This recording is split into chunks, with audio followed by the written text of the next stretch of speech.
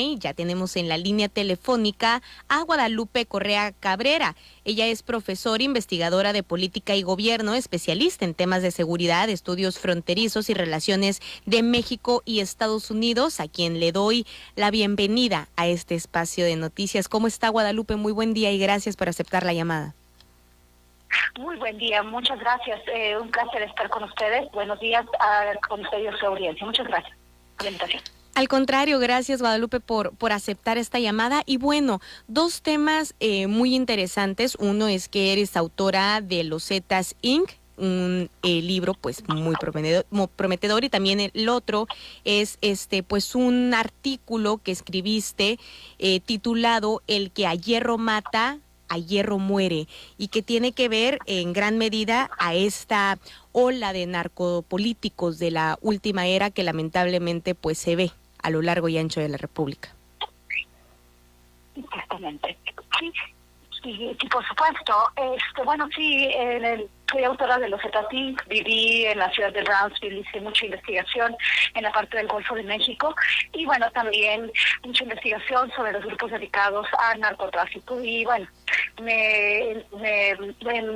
a lo largo de mi investigación, pues me doy cuenta que muchos de estos políticos aparentemente o alegadamente vinculados directamente a la delincuencia organizada, en particular al narcotráfico, pues han sido procesados, muchos de ellos, en los Estados Unidos. Investigaciones sobre ciertos gobernadores mexicanos de algunos estados de la República, pues se ha dicho mucho en prensa, se dice mucho en diferentes medios de comunicación, en ciudades, pero realmente las investigaciones no llegan a término. Lo que me llama mucho la atención, es, por ejemplo, que en estos últimos dos casos de gran importancia, el caso de Salvador Cienfuegos y el caso de Genaro García Luna, los dos hombres fuertes de los dos sexenios anteriores, han sido vinculados por parte de las autoridades estadounidenses al narcotráfico, a la delincuencia organizada en general y al narcotráfico, y han sido vinculados a este tipo de organizaciones en los Estados Unidos. Hay muchos testigos protegidos, en realidad estos casos siempre se vinculan a narcotráfico a través de testigos protegidos. Pocas pruebas. En este momento está esperando Genaro García Luna un juicio por su supuesta protección y recepción de dinero por extorsión por parte del cartel de Sinaloa, que fue ventilado oficialmente al público por testigos protegidos en el caso de Joaquín El Chapo Guzmán.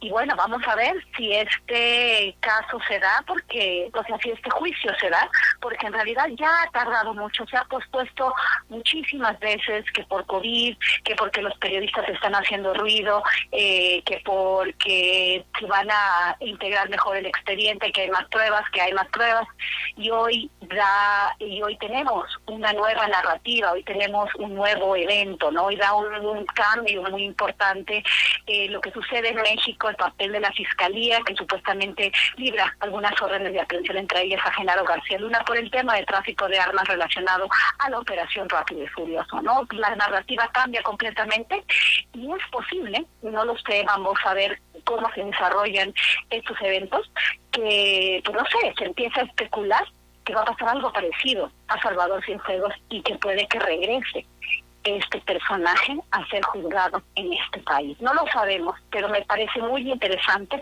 este nuevo cambio, ¿no? Y hablo con relación al que a hierro mata, a hierro muere, que durante el sexenio de Felipe Calderón, pues se culpó a varios gobernadores.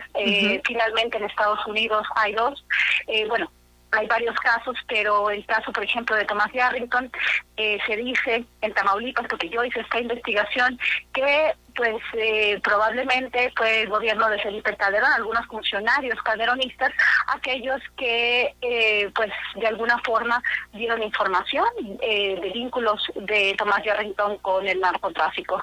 Pero bueno, al final todas estas personas que fueron vinculados al narcotráfico, narcotraficantes, y bueno, los montajes y muchos de los eventos que conocemos durante este sexenio tan sangriento, pues terminan por o sea, por presentarnos, ¿no? Al señor fuerte de la seguridad en ese sexenio, y se encuentra en una cárcel de máxima seguridad de los Estados Unidos por a supuestas vinculaciones al narcotráfico directas, y bueno, esperando un juicio, ¿no? Por eso digo, el que a hierro mata, a hierro muere. Sabemos de los famosísimos montajes, pues de investigaciones que no se hicieron de forma cercana, pero sí vincularon tal vez el imaginario colectivo a políticos al narcotráfico. Y el gran señor de la seguridad fue finalmente el que termina vinculado al narcotráfico, a Joaquín El Chapo Guzmán, lo cual me parece una ironía,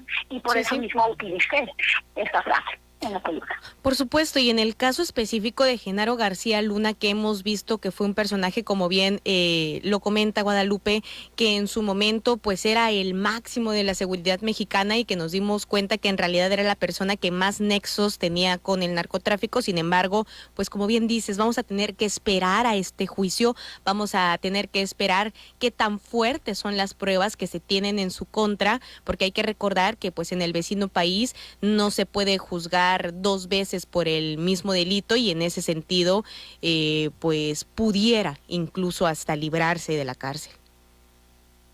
Bueno, no creo que se libre de la cárcel, pero probablemente en el caso, por ejemplo, de Thomas Yarrington en los Estados Unidos se declara culpable de lavado de dinero. Lavado de dinero sí es relacionado a delincuencia organizada, pero a dinero de la corrupción, enriquecimiento ilícito. O sea, realmente le estaba lavando dinero en los Estados Unidos, en el estado de Texas, y se estiman otro tipo de delitos que se le habían sentado en ese momento, ¿no? Que por eso se le arresta.